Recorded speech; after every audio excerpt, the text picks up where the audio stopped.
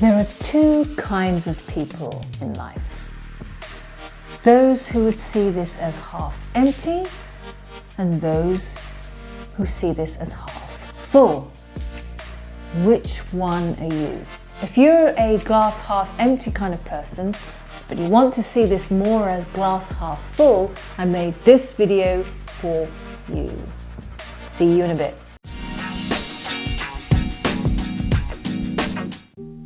Positive thinking sounds nice and fluffy, nice to have, but doesn't really change anything, some might say.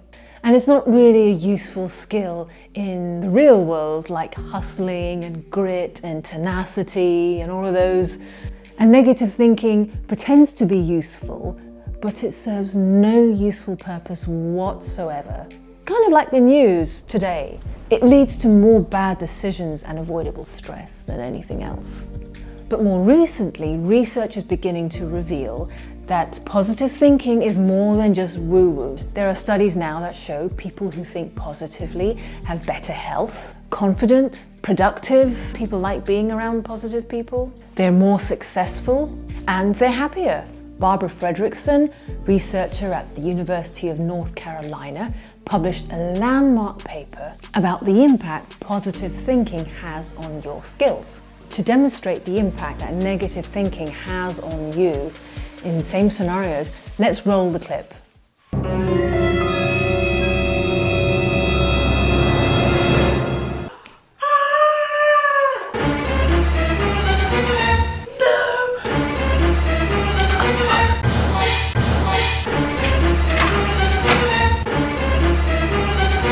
Negative thinking and emotions, according to Professor Fredrickson, narrows your thought, action choices.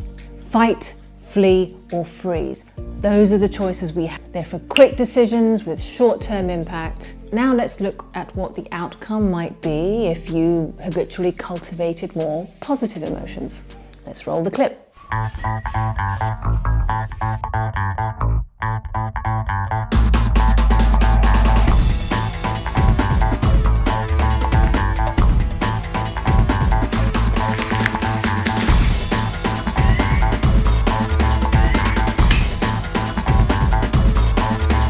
Now, to explain what happened in the second clip, let's look at this research Barbara Fredrickson did about the impact positive thinking has on your thoughts and actions. She had this group of people, participants in the study, and she split them into 5 different groups, showed each of them a different film clip. Group 1 saw movies that created positive emotions like joy. Group 2, contentment. Group 3, they were the control group and they were shown a movie that produced no significant emotion, like a Transformers movie.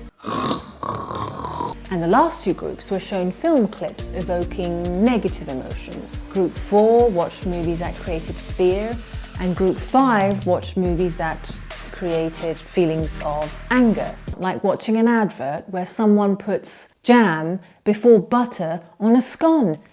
Who does that? It's always the butter and then the jam. Now, after watching the film clip, each participant was asked to imagine themselves in a scenario where the same emotions would arise. They were each given a piece of paper with 20 blank lines, and they had to write phrases like, "I would like to," fill in the blank. Now, the 2 groups of participants who watched the negative film clips of anger and fear, they named far fewer things that they would do than those who watched the neutral film clip. Now, the 2 groups who saw the positive film clips wrote significantly more actions they would like to take. So what this means is when you feel more positive emotions like love and joy and contentment, you have more choices, more ideas, broadens your sense of what's possible. When facing that dangerous predator the second time round, there were more choices, more creative ideas to thrive in that situation.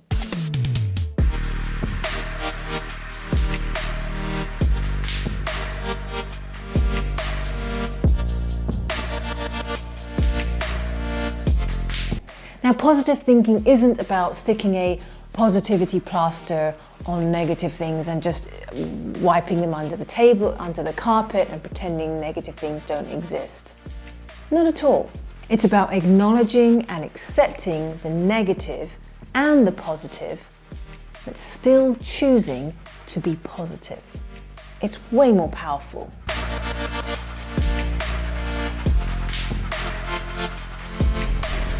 It's about accepting any fleeting negative emotions as they are, but not wallowing in them. But mostly it's about increasing your command over how you feel. So how do you do it? Okay, there's good news and bad news. The bad news is negative thinking is a habit. And just like any habit, when you want to create a positive habit, it takes time and it takes practice. In upcoming episodes, I will cover more tips and strategies to help you cultivate positive mindset. So make sure you subscribe. But for now, I'm going to share with you one thing you can start doing today, and the awareness of it, you will start noticing a difference.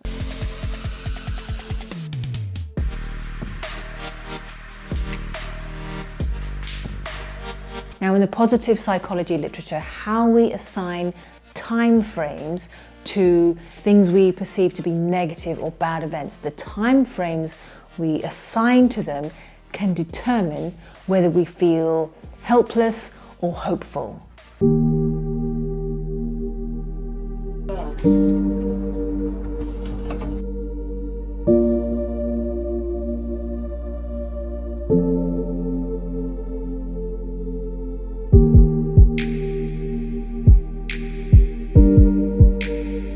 When you say something like that's never going to happen or that always happens, the time frame in that phrase, never and always, is forever, permanent, fixed the way it is and is never going to change. So what's the point? It makes you feel helpless about the situation and you're not going to do anything. Instead of making it a permanent time frame forever, tweak the time frame to temporary. And here's how you do it.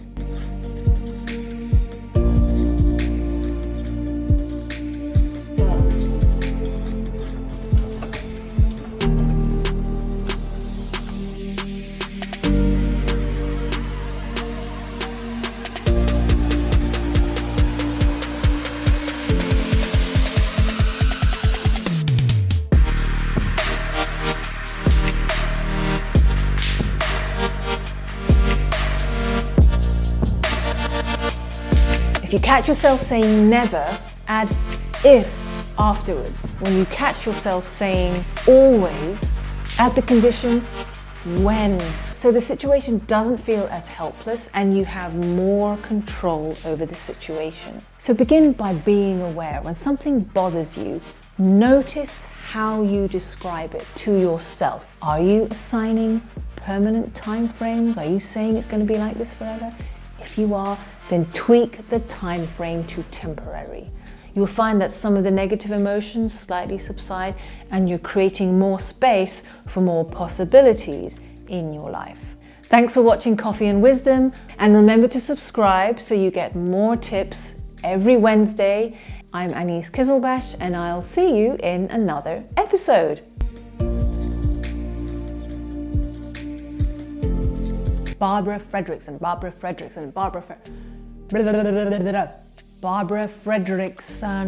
Why can I not say that? How can I say it easily? Barbara Fredrickson. Okay, come on.